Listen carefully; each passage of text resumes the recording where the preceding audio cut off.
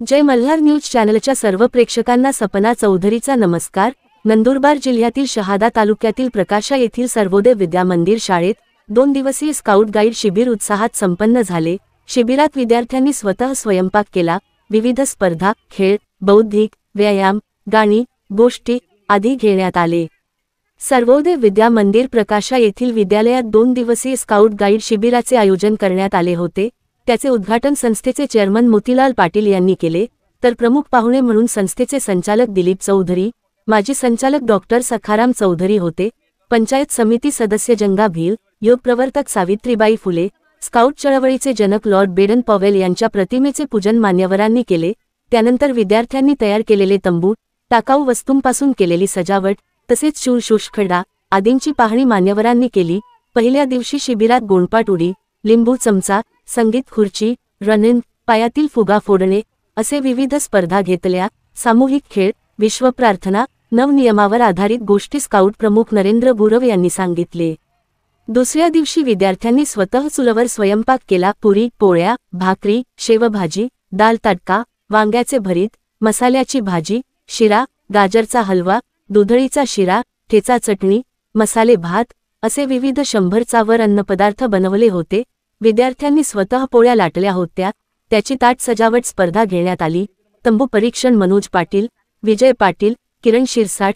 शिबिर समारोपाला अध्यक्ष विकास English medium स्कूलच्या समन्विका प्रीती अभिजित पाटील, सरपंच राजनंदिनी भील, जिल्हा परिषद सदस्य भारती भील, संचालक हरी दत्तू पाटील होते। स्पर्धेत यश संपादन करणारे विद्यार्थ्यांना शैक्षणिक साहित्य व प्रमाणपत्र देऊन गौरविण्यात आले।